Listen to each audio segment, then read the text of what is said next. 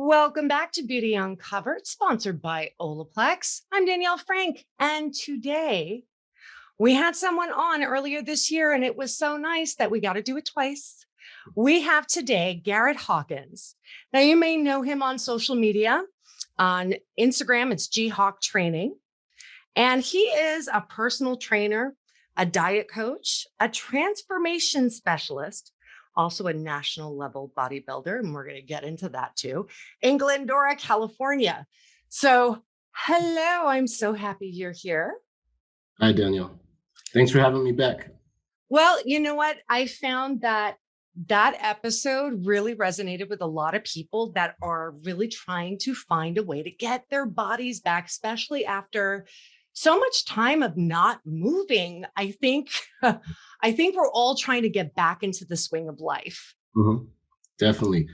When I came on your podcast the first time, I had no idea what type of a response I was going to get from it, but it ended up being a lot more than I expected. It was like I got a lot of DMs from people, messages from people. Oh, I heard your podcast. It was really good, and so yeah, it was really good. So I'm definitely glad to be back here on it again. So, well, I think what's so powerful, well, as someone that used to do something similar, definitely not the same, but when we as women are looking to train with someone, first of all, we don't expect to have someone that is a competitive level bodybuilder training us and be able to understand our lives.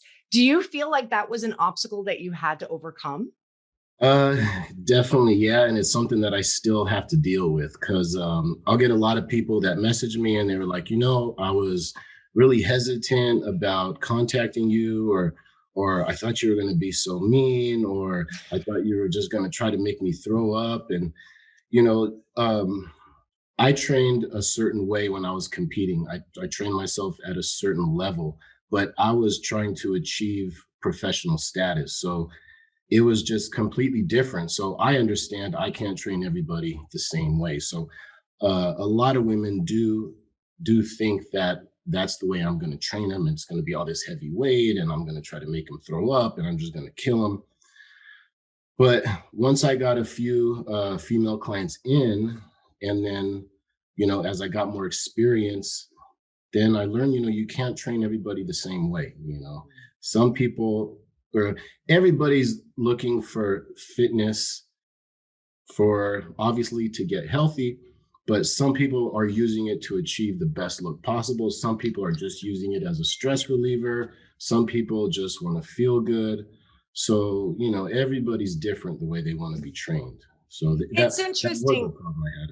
I do find over the years that, way back 90s, maybe 80s, a lot of people were more afraid of lifting weights, at least women. We were a lot more afraid of lifting weights. We were afraid of being bulky. Granted, I mean, if a woman really wants that kind of look, I'm sure there's some things that you can do. But for the most part, our body is just not built like that. But Mhm. weight training is something that is so ignored, but so imperative, not just for how we look, but our physical health as a whole. Could Mhm. you go into a little bit about all the different benefits that come along with weight training? Oh man. There's a lot.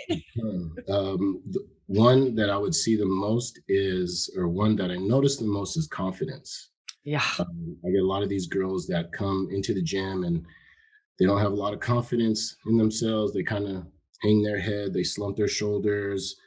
They're not too sure about themselves. They're not too sure about like the clothes that they wear and what they're wearing coming to the gym.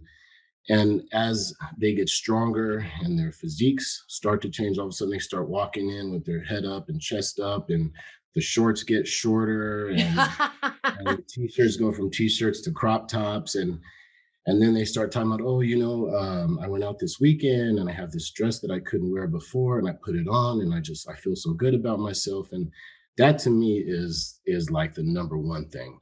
But confidence, health. I mean, it's just gonna affect your life in so many factors. Just being or just having that overall confidence is going to help in your work life. Oh, yeah. I mean, I think when it comes to confidence, that is something that is so universal. It just spreads into every corner of your life. Mhm. And when it comes to weight training, for anyone that thinks that it's just, you're picking something up, you're putting it down, Mhm. you have to actually focus on your inner in that moment. It's being completely letting go of the past, letting go of the future. You are right now in that moment and you have to accomplish this deed. Yep. And when you do, what else can you accomplish? Exactly. Yep. Yeah. You're absolutely right. Like, because I'll have girls come in and they'll see another girl lifting a certain amount of weight, and they're like, "Man, I can't believe she's doing that. That's so awesome." And then a few months down the line, they're like almost there, and they're Mm. shocked, like, "Man, I can't believe it," and it really does. And all that confidence carries over. So our work life, personal life, professional life, just dealing with anything and everything. When you don't feel good about yourself, when you're not eating healthy and you're sluggish and you feel like crap, and you're hanging your head and you just don't feel good. But all of a sudden, when you're eating healthy, like I have all these, like I just had a client recently message me about how she was dealing with depression, anxiety, and just from changing her menu, or just from changing her diet, giving her just a natural, just plain healthy diet, nothing crazy, and just exercising on the regular and eating clean. She feels so much better. She's not dealing with her anxiety. She's not depressed. She feels better about herself. So it can really do a lot for your mental health. So that's why it's so important. And Health. Health. aside from that, I also think when it comes to the physical health, I mean, I know like I'm 50, so of course I understand having some muscle mass is going to be great for my bones. It's Mhm. just great for your body as a whole, mobility. You don't want to lose that. But even when you're younger, I mean, the truth is that gaining muscles is also raising your metabolism. I mean, there's so many benefits. Yeah. Like I always tell the girls, the more muscle you have, the easier it is to lose weight. Like that body fat will melt off quicker. And the harder they train, the more muscle they have, the more food I can feed them, the more good food I can feed them, the Rice Krispie treats, the pasta. They like all that stuff. So if you get to the point where your metabolic rate is running like a machine and it's burning through everything, you can get away with eating more junk. But a lot of people don't understand that. You So know. that makes me want to go on to the next thing because we did touch on it the last time, but it's so worth mentioning again. Again, if any of you have that opportunity to jump over to Instagram and look at some of his clients, he will show the clients when they first came in.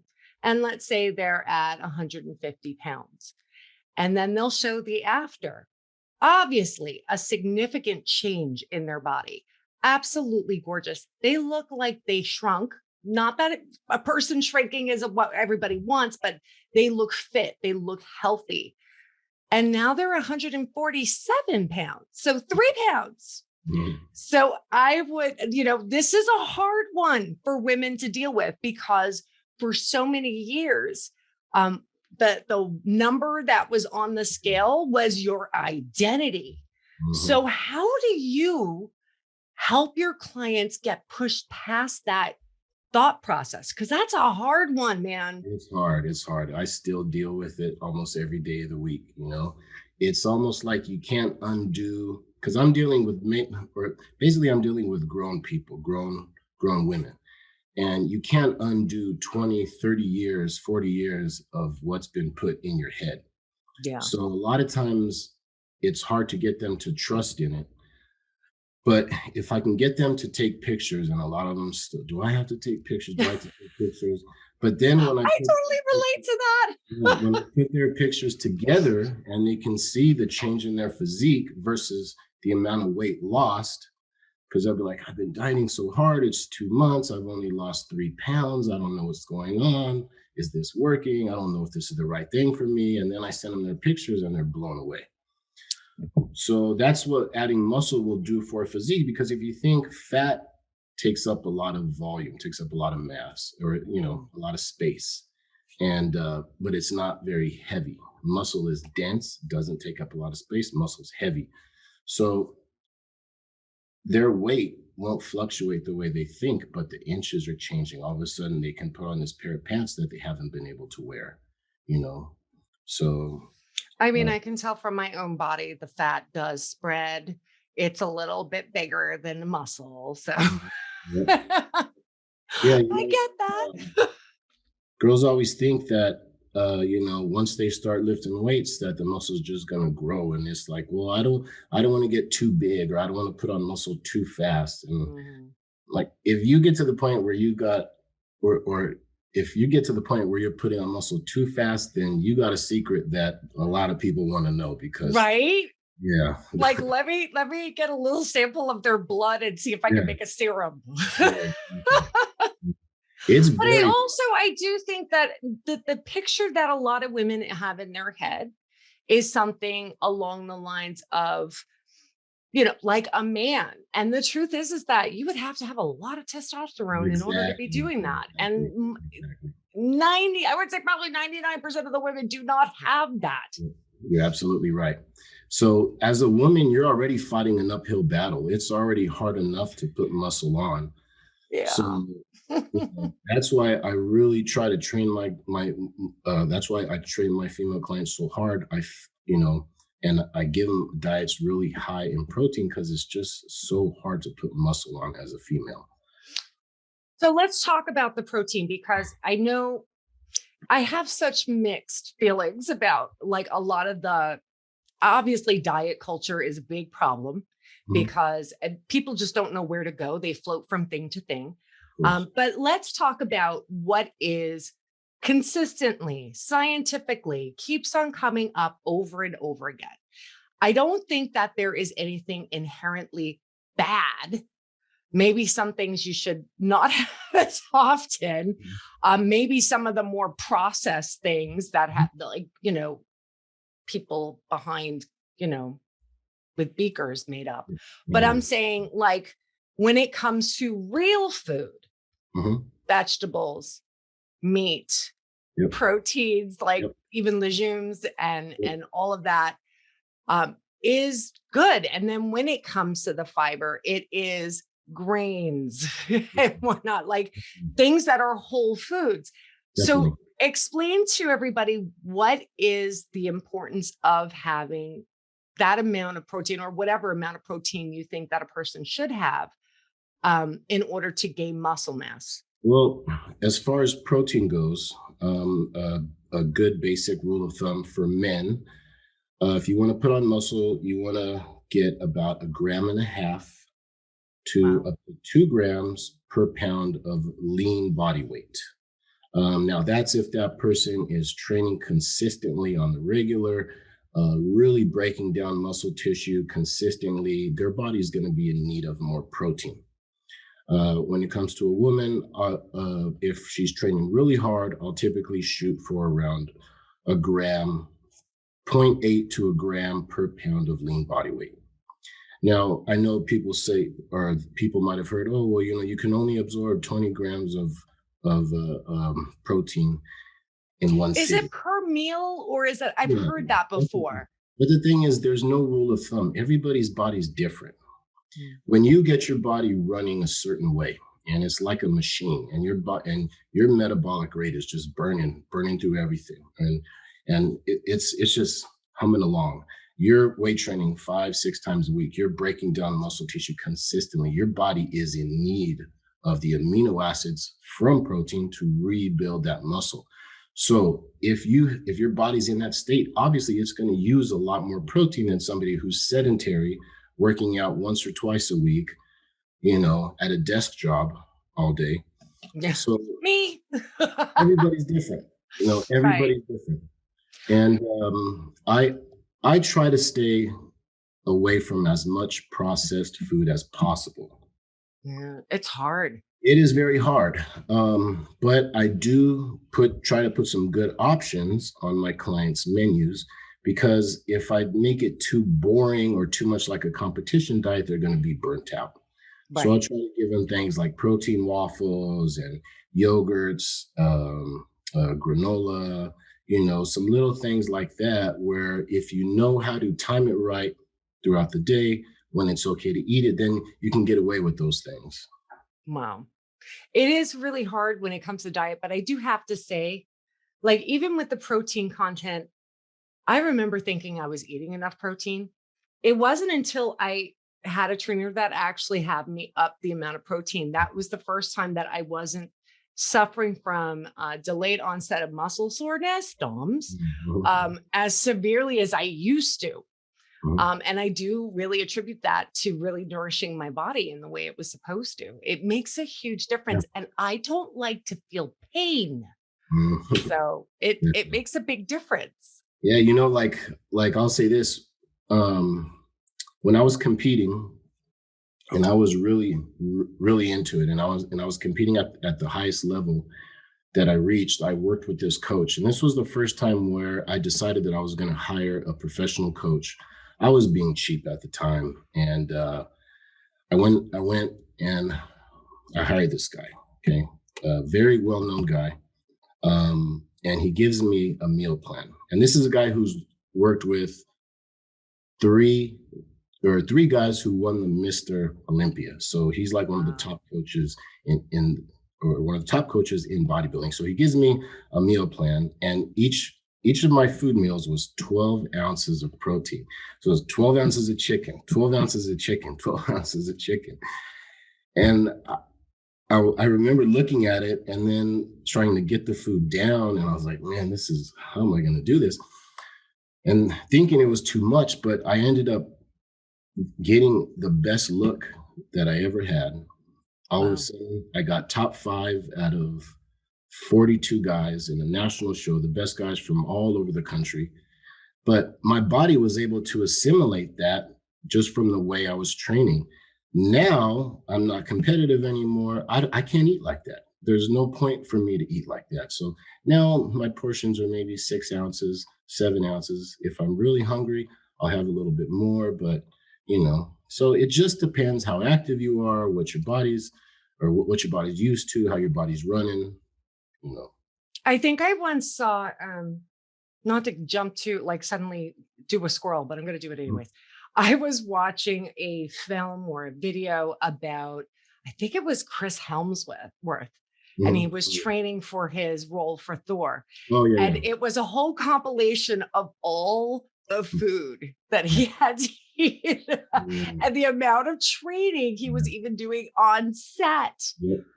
To make that kind of growth, you got to feed it. You have to feed the body. And a lot of times people think the more work you do in the gym is going to produce more growth. But you can overtrain Yeah. and then you can shut yourself down. So the work is done outside the gym. The work is done in the kitchen, the nutrition, constantly eating. And it gets to be a pain, when you're competing and you constantly have to pack food everywhere you go, and Yeah. and then you leave the house and okay, I got to be back by this time because I got to get my next meal, and you have to have food ready. So it just gets to be a pain.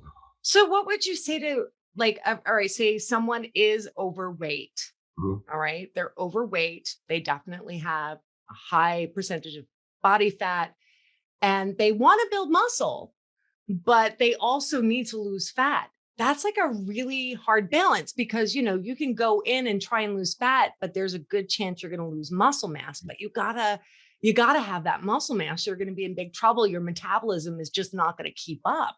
So Exactly. what would you recommend? Because normally we would tell people a calorie deficit. Yeah. Now, this is another thing that I was talking about recently is depending on a person's state, they may have metabolic damage. If Mm, Like sometimes I'll get girls who have just been undereating and undereating and undereating, and they think more cardio, more cardio, more cardio. And I give them their meal plan, and they're like, oh, I have to eat all this food. And they get scared. They're scared to eat. But the problem is when you work out, your body's need for nutrients increases. but you're not giving it more nutrients, you're giving it less nutrients. So now your body has to slow everything down to make all that food last, because we Yeah. can't burn through it, because we know you're not going to get fed for another 6 or 7 hours. So don't burn this food up quick. So your metabolic rate is now running like a turtle. So it's hard to get girls to think that food will help, more food will help, and it's just, It feels almost impossible until you actually do it and you see the results though. yeah, That's like the hard part, is because we have been trained on the 800 calorie diet, the yeah. 1,000 calorie diet, and you're fat, so you need to deprive yourself. It doesn't really work that way when you're weight training. Yeah. When you're weight training, and depending on the type of training you're doing, how frequently you're training, how much energy you're expending during the workout. So there's so many different factors. I have a client who's doing CrossFit, and Oh God, I have so many pretty- thoughts about CrossFit. well, CrossFit, the thing I will say is the workouts are very intense and they're burning a Yes. ton of calories. They're very hard, challenging workouts. So she was doing that. She was dealing with thyroid issues. Um, Went to go see a nutritionist, put her on a meal plan. I believe it was 1,300 calories, or like 1,100. It was something really low. And she's like, I just felt like crap. I had no energy. I wasn't losing Mm. weight. I'm like, you can't feed your body like that. So I give her credit because she hung in there with me, and I told her it's going to take some time.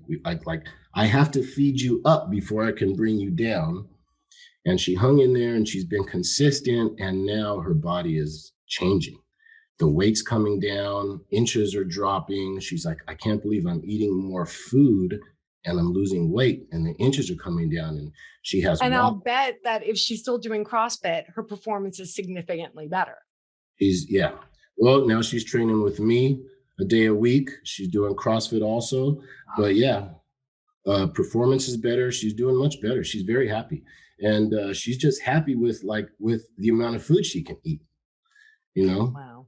Mm, I mean, it makes a difference. yeah. I have to say, when you were talking about packing your meals and stuff like that, I mean, I still think that's a great thing. I know a lot of people that meal prep and everything, Mhm. but it can get a little boring. It does, and this is where you have to learn how to get a little creative with your food. Like, you only have, Seasoning. yeah, you only have so many protein sources. So you have your chicken and your turkey and your fish, but you like sometimes I'll do like turkey chili, I'll do turkey meatballs, I'll do turkey patties. You can always season stuff differently, you can cook stuff differently, but you got to get creative. But also there has to be some sort of discipline, you Right. know. If And you're that's doing the hard something, part, yeah, Garrett. yeah, I and mean, in sometimes, all honesty, I think almost like I think about how you were talking about training, mhm, like training for a competition, yeah. right? I think it's very hard for people to wrap their brain around that this is the rest of their lives, Mhm. right? So I used to tell people, like, pick a date, and that is like the competition Yeah.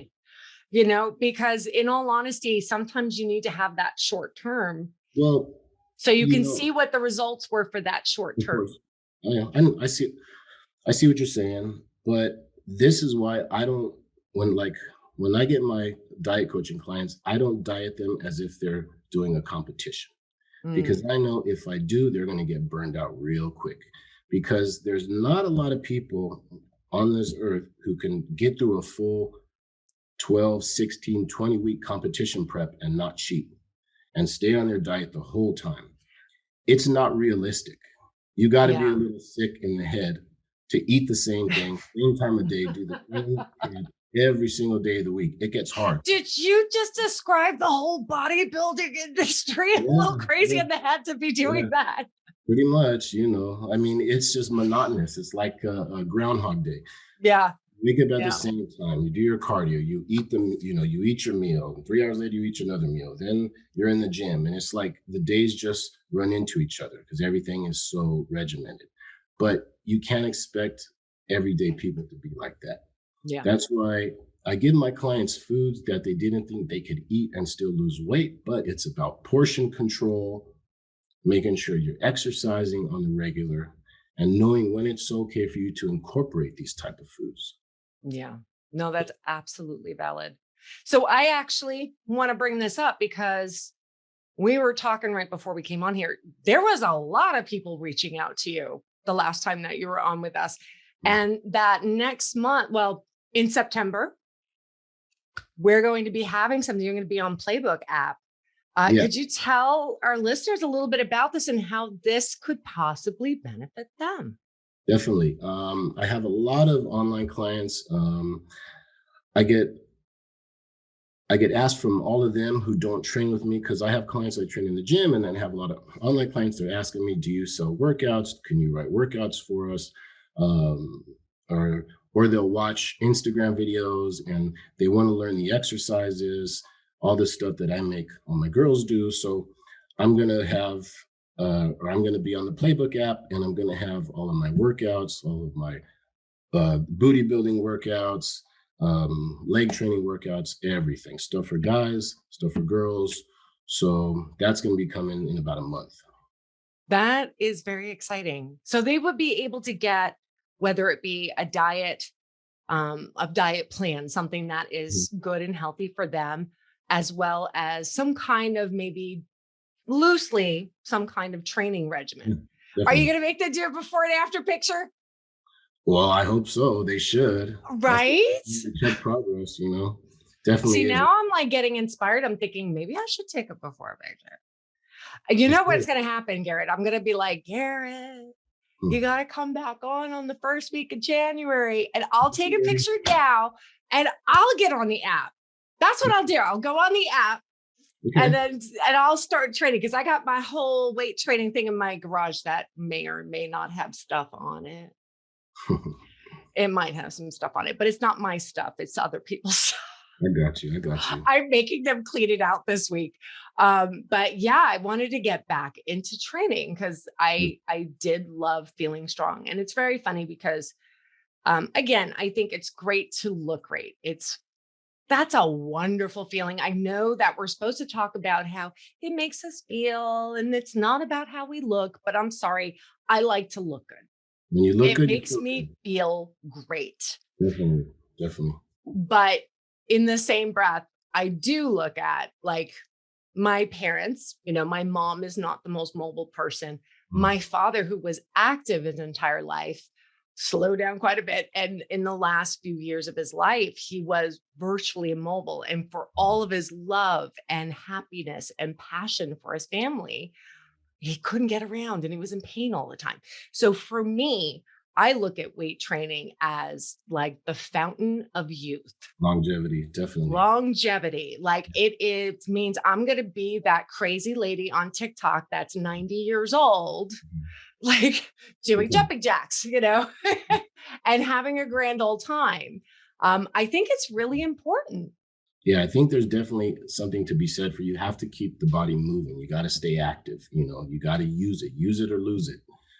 So if you can stay with a consistent regimen, not doing anything crazy, but just keep yourself moving, keep yourself active, keep the body moving, your body's going to stay mobile. Your body's going to be okay.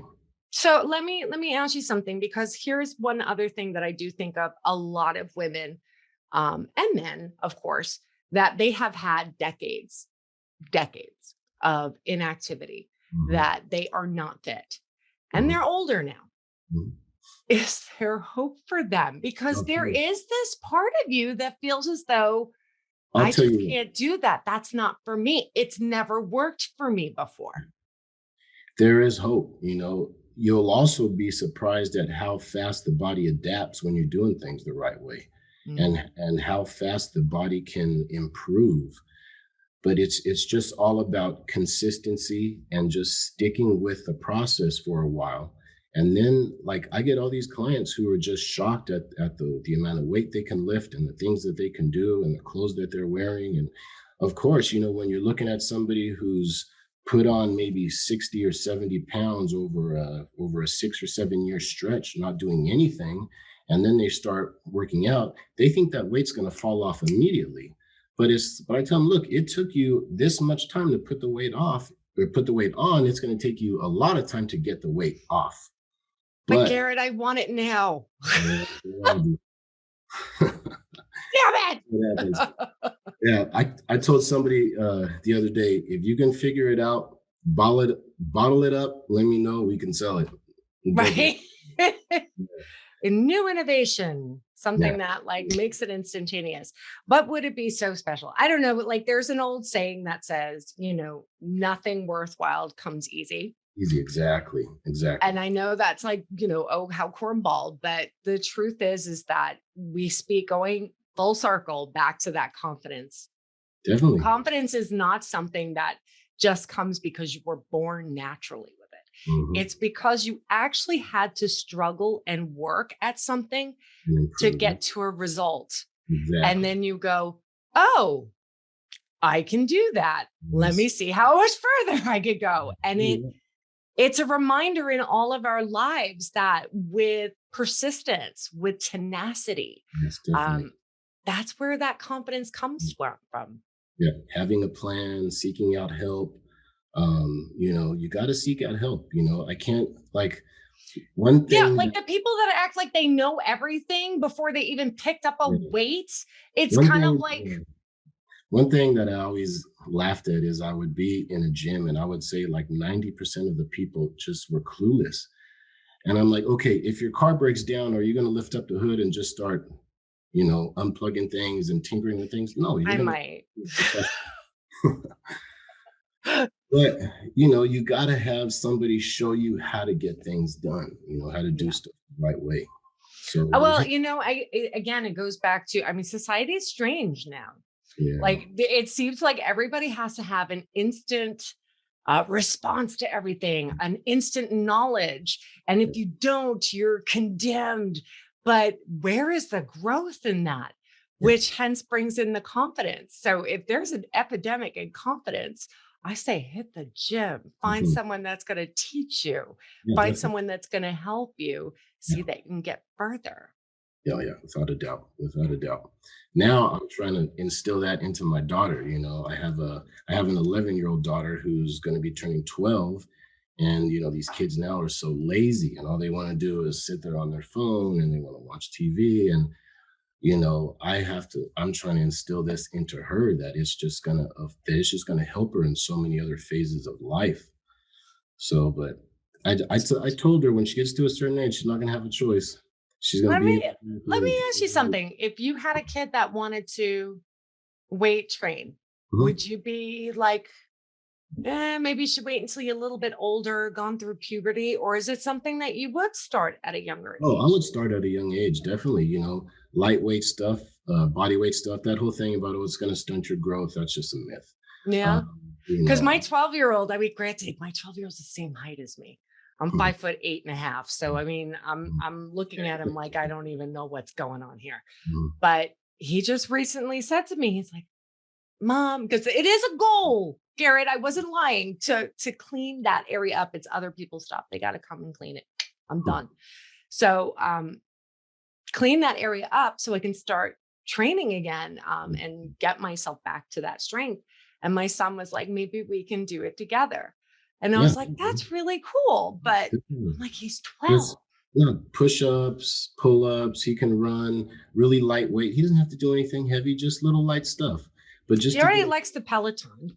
oh, see, there you go. That's the thing, like when I was a kid, during the summer, all we do is swim all day. We'd get on our bikes, go right to Mhm. 7-Eleven and get snacks and race around the block and play football, play baseball. We were outside all day, so we were just active. But these kids nowadays are just not active the way we were. That's because there's laws. They Yeah. don't let them do anymore. If you remember, I mean, you're a little younger than I am, but there were announcements on TV saying it's 10 o'clock. Do you know where your children are? And Yeah. that's because they had no idea we were running around like free range children. I would say the world was a safer place when I was a kid. No, it wasn't. It was the same. We just didn't have the news. We just didn't have social media. I probably had Yeah, all the same problems. We just were oblivious to it. you're probably right about that. That's true. Yeah, I think honestly, it's just different rules now. So I think a lot of parents are either you're putting them in some kind of organized sport, Yeah. which some kids are just not into that scene. Yeah. Yeah. I know I wasn't into Yeah. that scene. I try to get my daughter into a few sports, but it's just she wasn't into it. So I'm not gonna force her to do it. But when she gets to a certain age, she's gonna have to learn. I'm gonna give her the tools. I'm gonna teach her, look, I'm gonna teach her this is how you should eat, and then teach her how to train and hopefully she sticks with it. Obviously, I can't force her to do it, but I'm gonna give her all the tools that she needs to be successful because this is stuff that you don't learn in school and it's stuff Yeah, that should be taught because it's about health and people just don't learn how to eat healthy. I have to say my I think of my oldest son, he's 24 now, and he was like the sports kid, like football, lacrosse, you name it, he was in it, he enjoyed it. My middle child, who's now 20, he did a few of those, like, T-ball, what's that and that. Hated being on a team. Like he Mhm. liked it, but he hated it. Yeah. What I found him a sport that was individualized, but there was a team. Mm. Swimming. Okay. Yeah. Go figure. Mm. Because it is a team, you want to raise everybody's score, but in the same breath, it was your accomplishments. Definitely. Definitely. And that made a huge difference. And wouldn't you know it, he went on to learning how to train and do Mhm. muscle building and all that other stuff. And he's a lot more focused in that Mhm. than the other. Okay. So he doesn't feel like he needs a team to do it. He can just do it on his own. Yeah. I played football when I was a kid. Team sports, basketball. But once I got my gym membership, I just wanted to be in the gym. That was Mm, I just wanted to weight train and the thing I liked about competitive bodybuilding is just you were competing against yourself. And, once I learned that really all you can control is just beating your own look, just being better than you were the previous time you were on stage. And once I finally grasped that whole concept, and then it's a subjective sport, and then I'm competing against me, I got so much more enjoyment out of it. I have to say those competitions are amazing. In my late 20s, early 30s, I wanted to compete. And I was doing a lot of training, eating, like you're saying. Mhm. I was doing a lot of that stuff, but then I, got pregnant with my second child. So it wasn't even happening. But I would go to a lot of those competitions to kind of cheer on my friends and people that were at the gym. And it really is the dedication It's very it extreme. takes to do that. It is intense. That is not something that you can half commit to. You can't. Um, it If you is do, then when you get on stage, you're going to get embarrassed. So you got to be all in, or else it's just you're going to get on stage. You're not going to look good. You're not going to feel good about yourself, and so. But it's very extreme. It's a healthy lifestyle to the extreme. Mhm. And, I started training right after I finished nursing my first child because I nursed him for like 10 months. mm, So finished nursing him and I started training and like I got down to 13% body fat, which wasn't half bad. that's very low for Very low. very low. But and then I got pregnant. Now, And then I realized like I like cake. yeah, Yeah. it's hard. You got to make a lot of Yeah. sacrifices. I made so many sacrifices when I was younger, not going out with my friends and not going to go eat and, staying home to rest, going somewhere, packing my food. And, I had recently got together with, with, um, with a group of friends that I've known for like 18 years, 19 years. And we were all laughing about how when we'd go out before, how I'd always have my chicken and rice with me. And they're like, man, you always used to have chicken and rice with you everywhere you went. And and I remember one time we went on a Vegas trip and I had got so caught up with everything we were doing that I had missed my meal time and my blood sugar was dropping. and I started getting shaky. And I'm sitting there at a restaurant. All of a sudden, I start sweating profusely. Oh And no. they're like, "Are you okay? You about to pass out?" I was just like, "Give me some Coke. Give me some Coke." So I was just downing sodas, just trying to get all my sugar back. And they're like, "Man, what's wrong with you?" But they had no idea what was going on. I was just Right. so used to eating every 2 to 3 hours. My body was burning everything up, and I hadn't eaten. I needed food desperately, and my blood sugar dropped, and they were tripping out. So they still laugh about it. So, It's a dirt like I said, it's a different lifestyle. yeah, And I talk about it, and in some ways I fantasize about it because I did love the challenge and definitely, how it made me feel to be able to accomplish it. That is like I keep going back to it. That's how it made me feel. definitely. Um, I keep thinking I would love to do it. I don't know if I have the time to commit to something. Not that, but I think it's really hard sometimes to kind of wrap your brain around the fact It that is. there it is a commitment to be able to build your body back Yeah. to at least a really healthy state, but it's worth the commitment. Oh, it definitely is. It definitely is, without a doubt. Health Mm. is wealth, as they say. So it sure is. The healthier you are, the better you feel. The better you look, the better you feel. You know, and when you feel good, you're happy. It uplifts your mood. Does so many things for you. So Well, I will say this. I did say at the last like the last time we talked back in the first week of January that like my goal was to make this year because I turned 50 earlier this year and I was going to make this year my year. I was going to get back on track. I've had a few false starts. that's I get a okay. little, I, That's I get a okay. few false starts, but I like now that I hear about Playbook, like Mm.